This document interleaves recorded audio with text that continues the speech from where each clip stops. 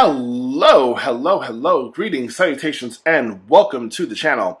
Today, we are going to begin our Power Rangers Lightning Collection review. I am your host, Kailo the Nest Man, and this is Kailo's Radical Ranger Reviews. I do hope you enjoy. For starters, I know I'm a little late to the party because the Power Rangers Lightning Collection has been around for quite some time now, but it's an amazing figure set, and I didn't want to start my reviews until I got all that I was going to get thus far. So, in the coming weeks, you are going to be seeing on this channel more Ranger reviews each and every single week. And today, we are starting with Ranger Slayer, the Boom Studios comic Ranger Slayer, who is an alternate version of Mighty Morphin Kimberly, who was taken under the control of Lord Draken by the Bow of Darkness and became one of the most powerful Rangers under his command. If I recall correctly, the story goes that even after Lord Draken had all the power coins and gave them to his Ranger Sentries, he had given the Pink Ranger coin back to her after taking control of her mind and thus making her his most powerful lieutenant. And she is absolutely gorgeous. Now, let me start off by saying I love the Pink Ranger. The concept of her, of Kimberly, is amazing, always has been. And I'm going to start off by looking at the box. The box art is very nice. You have the Power Rangers Lightning Collection, Pink Mighty Morphin Ranger Slayer. Like all Lightning Collection figures, she has the artwork on the front, the artwork on the side, and the obligatory product shot in the back. But I know you didn't come here just to look at the box. So, without further ado, let's get her out here and see how amazing she is. And here she is out of the box, and I have to say, right off the bat, I am loving the cape. Immediately, my eyes are drawn to the cape. But we'll get to that in a minute. Let's start off by talking about her accessories. We have the triple arrow, which is really neat. I like the way they designed this, and you have the the pointiness of the arrows so she can go, and just shoot them out multiple shots. She was always one of the, their best archers, so why not? Let's give her 3 arrows to shoot the enemy. We have Interchangeable Fists. We have a, the open palm design like that. And we also have the other fist, which is a nice closed fist design. She also comes with her Dark Blade Blaster. Now, if you recall correctly from the Mighty Morphin Power Rangers, why wouldn't you? The original Blade Blasters were red and black, but this one's all black. Now, I have not read the Boom Studios comic completely, so I don't know why her Blade Blaster is black. Maybe it has something to do with the spell Tommy cast over her. And then we have a blast effect. We have the arrow-like effect, which is very neat. It's clad in a nice dark light purple, and it's very bendy. It's all nice and loose, and it's very long. It's almost as long as most blast effects for the Transformer stuff. So, I gotta wonder, did Hasbro do this on purpose? Maybe, maybe not. Who's to say? But now that we've covered the accessories, let's talk about Ranger Slayer. As I said, this is a dark version of Kimberly. Let's get a close in on that face sculpt right there. Forgive my camera. Let's see if I can fix that a little bit. There we go. I do apologize for the blurriness of my camera because I am operating from my phone. I'm not operating from my an actual camera per se. Hopefully, we will change that in the future. Meantime, her head sculpt is a very nice dark pterodactyl-esque design. I like the way the visor is bug-like, whereas the original was a little less, to my knowledge. Kind of reminds me of a Kamen Rider. I honestly think she is Kamen Rider-esque in terms of her helmet design. The cape, as I said before, is nice. This comes off. Let's talk about this later on. But as you can see, she has a nice slender body, nice slender build. They really did very well with the details. You have the the pink parts on the back, the white line along the edges. And let's talk about the edges. Those edges are nice, very well detailed. You have the multiple lines, arrow-esque. They almost look like, shoulder armor, which is really, really good. Good leg design. Let's get a close in look on that Morpher. Again, forgive the blurriness of the camera. I do apologize. But yeah, she looks just like Ranger Slayer straight out the comics, and I will say this is really, really well done. Articulation-wise, the elbows can move all the down like that. They're straight out like the typical human elbows. The fists rotate completely around. The head can do a complete turnaround all the way around. Both arms, yes, both arms do it. It's not just posability. She's pointing that way.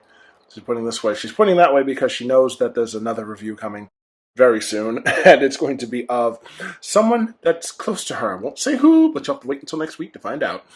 The legs are very bendy. She can kick upward.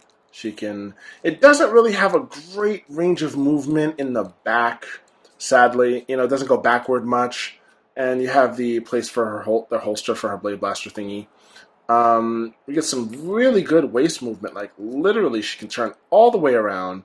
No human should be able to do that, but she's got the bends. She's got the bendy forward. She's got the bendy backward. She's got all that type of awesome bendiness. And the feet, ankle to pivot forward, backward, and they have the typical Hasbro ankle bend. Like, literally, they've been doing a great job with their figures, both Transformers and humanoid figures alike, by giving the ankles a great pivot so you can put them in all kinds of great poses. But yes, Ranger Slayer, Dark Kimberly. Now let's talk about her cape. The cape itself is made up of what feels like, to me, leather, a kind of pleather leather. There's holes in the bottom of the cape, which I can only guess it means that it's worn. It's the design property they made, because she's a darker figure. It doesn't matter if her outfit's torn or whatever. I love the shoulder padding on the cape right here. And you put it on her like that, and it comes right off. Put it on, comes right off. Very easy to remove. So it's not like a cloth-based, though I think I might have liked a cloth-based idea. I might have given it a better aesthetic. But on her, the armor looks fantastic. Nice little armor piece of the cape. It just looks really, really good. Now, let's try to put her bow in her hand. Her bow.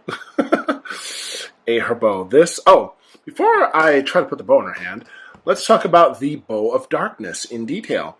This is clearly made up of 2 copies of the Sword of Darkness, a similar weapon to when Tommy was taken over by Rita. And keep in mind, in this world, he is not under her command anymore. In fact, I'll get to more details on him when I get to his review. Whenever I get around to that. Anyway, the sword is right there. It's got some nice paint. It's got some nice plastic molding detail. And here you've got the red jewels on this side, the red jewel on that side. And on both, it's very good looking. Very good looking bow. 2 Swords of Darkness, I think, make for an excellent bow. And if I recall correctly, I'm not quite sure how to put this because I don't know whether she was left-handed or what. I don't remember. So I feel bad about that. I really feel stupid that I don't know. I'm not a fan. Yes, I am. Don't let anybody tell you you're not a fan just because you don't know certain things, okay? Remember that. So let's try to put the bow in hand. Having a little bit of trouble here. Oh, silly me. Because you gotta... Thankfully, the hands are plastic so it can hold on to it. You know what? Almost there. I've almost got it. There we go. Nope. Oops. I thought we had it. Oopsie. So you know what? Let's try this hand. Is it meant to be held in this hand? I am having bow troubles. Oh, my first review, and I'm having bow troubles. Doctor, help me. Oops. And bow falls. So in the meantime, you know what? We'll be back after I get the bow in her hand. And here she is with bow in hand, and I have to say that was something of an ordeal. So it might differ with the one you get. You can put her in any kind of pose you want. As I said before, the poses are pretty decent to get into. I mean, on yours, mileage may vary. So it's up to you what you want to do. Now again, I don't know where the Black Blade Blaster came from. Do love this effect right here. And as you can see, I still have the Interchangeable Fists, the hands here. So they're there. You can do what you want. Although I don't know what this one's for. Maybe it's supposed to be one of those kind of deals. So who's to say? I will say, I do love this. I do love the design. So maybe next time we'll do some photos and we'll show Ranger Slayer in her, more different poses. hopefully, let's see. In the meantime, I do hope you guys enjoy. Go out and definitely get her because I recommend her highly. She's definitely a must-have for any Power Ranger collector. If you're a fan of Power Rangers, if you're a fan of the Boom Studio comic, definitely get Ranger Slayer. Also, big shout out to Robert Bonomi at the Kingdom of Bonomi. Go check out his website. There'll be a link in the description below for the kingdomofbonomi.com, which is where I got all my Power Ranger Lightning Collection figures, and I'm going to keep getting more. Now, again, I do know that the Ranger figures have been out for a while, so these reviews will be coming in different orders, different times. I'm not going to review all in each wave, in each individual wave. It's just going to come when I pull them out of the box. So I will be covering quite a few. So in the weeks to come, you'll definitely be seeing a lot of Ranger figures from me.